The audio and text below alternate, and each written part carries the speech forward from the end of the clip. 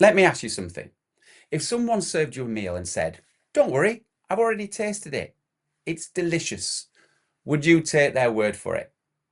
Well, probably not. You'd want to taste it yourself because no matter how good someone is, they can't judge their work objectively. And the same is true for your information security management system. That's why ISO 27001 includes this absolutely critical control, one that far too many organizations either get wrong or ignore completely. So let's get into it. What does the standard actually state? Well, Annex A5.35 states that the organization's approach to managing information security and its implementation, including people, processes, and technologies, shall be reviewed independently at planned intervals or when significant changes occur. So there's some key words in there. First of all, independently. It's that word that makes this control so powerful. It also talks about these being done at planned intervals. So they need to be part of your schedule, your audit schedule, or when significant changes occur. So this could be when there is a change in your business. Maybe you've changed your infrastructure, or you've acquired a new business and you're merging that organization into your business, or indeed when you're demerging, when you're separating parts of the business. So there's three key areas there, but it is the word independently, that makes this control so powerful. Why is this important? Why does it need to be independent? Well, when I worked with an organization, and consultants like us worked with an organization in recent times, we worked with this tech firm that were repeatedly having outages. So they called in external consultants to take a look at what the problems were. They were having repeated outages, backups weren't working properly as they expected them to, and yet their IT lead had been telling the board that everything was fine in actual fact, and it was just probably down to user error and budgetary constraints because they hadn't invested in technology and such. And of course, they believed him for a while. But why wouldn't they? Of course, he's their head of their tech team. He's the lead in all things technology based. And they, of course, had been reviewing everything. But when we came in as an independent consultancy and an auditors of their systems, we were able to reveal that in actual fact, their networks hadn't been configured correctly. Some of the software tooling that was in place wasn't really fit for purpose. Now, it wasn't that the IT team were bad at all. It's purely just down to that objectivity. They were too close to the problems. They could only see what they could see. They were just too close to see that things were broken. Now, you can't fix what you don't understand and what you don't see. And you won't see these things if you are too close to it. You need objectivity. And that's why it is so important.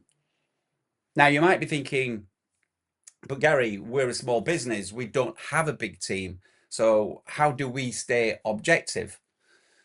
Well, that's a good question. But it is possible. We supported a client where their ops team handled everything from facilities to reception, and we trained just one of them. Yes, just one person to become a certified internal auditor. They now carry out independent interdepartmental audits of physical security and report straight to the leadership team. Simple, effective, but still independent. So don't tell me you can't do it. You just need a plan.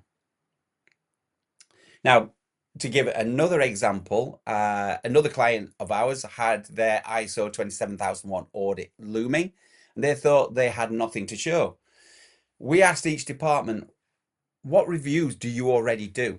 And it turned out that their IT team had penetration tests, their finance team had annual due diligence, and their facilities team had HVAC inspections.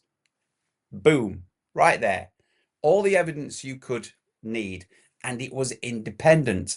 Facilities had an external body coming in and reviewing their heating and ventilation and air conditioning units.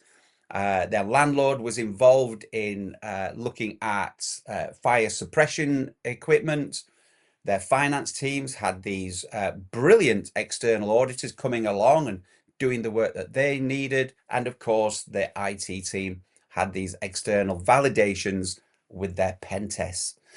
So there may be some level of objectivity and independence already happening. It's down to you as the ISMS leader to unearth some of these nuggets of gold, these treasure troves of information that is already out there. Now, in terms of the auditor, what are they going to be looking for? Well, the auditor is going to look for a plan. Remember that it needs to be at planned intervals. So make sure that you have a plan showing when reviews will happen. When is the heating and ventilation and air conditioning unit going to be reviewed? When do the pen tests take place? And then evidence that they're actually taking place. The auditor is going to want to see the output. Maybe that's a test certificate. Maybe that's something like a certificate on a or a sticker on your fire suppression equipment saying the last time that the fire extinguishers was reviewed was, and then the dates included. They're going to want to see evidence that your pen tests are taking place and that there is action that comes out of it. They want to see that there is objectivity. They want to see proof that it isn't just you marking your own homework. And that objectivity can be from a consultant like us, of course, but it can be from just someone in a different department. So you can train someone in IT to go and audit someone in your finance team, and equally someone in your HR team to go and audit your facilities, for instance. Of course, that objectivity can come from those external bodies that I've previously mentioned. So your landlord offers some level of objectivity, pen testers, finance audits and that kind of thing, risk and compliance audits. But just be clear on this, you can't mark your own homework. You're reviewing your own work. So of course you're going to say, my ISMS is amazing. And it's also important to make an important point here, which is there is a objectivity and an independent audit already taking place if you have achieved ISO 27001, because you are externally assessed on an annual basis to make sure that your ISMS is fit for purpose. Your cert body, your certification body, make sure that they're on your plan, because that offers that objectivity. That's exactly what they're there for. So let me reinforce this if it's not already been enforced enough. Just remind yourself constantly that your ISMS shall be reviewed independently at planned intervals or when significant changes occur. It's that sentence that is the most important. Planned intervals and significant changes. Because here's the thing. Independent reviews aren't just a requirement. They're a gift. They give your business a second opinion, a fresh perspective, a real shot at improving what matters most, protecting your people, your customers, and your reputation. Because when it comes to cybersecurity, certainty isn't a luxury you earn. So here's your next move. This is what you need to do. You need to build out your review schedule. Make sure it's planned. Identify who is going to conduct these independent audits. And remember, people, process, technology. Who are all your auditors in those areas? And ask if you need support. Call experts in, like consultants like us, who have a whole network ready for you to draw upon. And just remember that you can't mark your own homework. So I hope that's been helpful. If you did find it useful, please do hit that like button. I really appreciate that.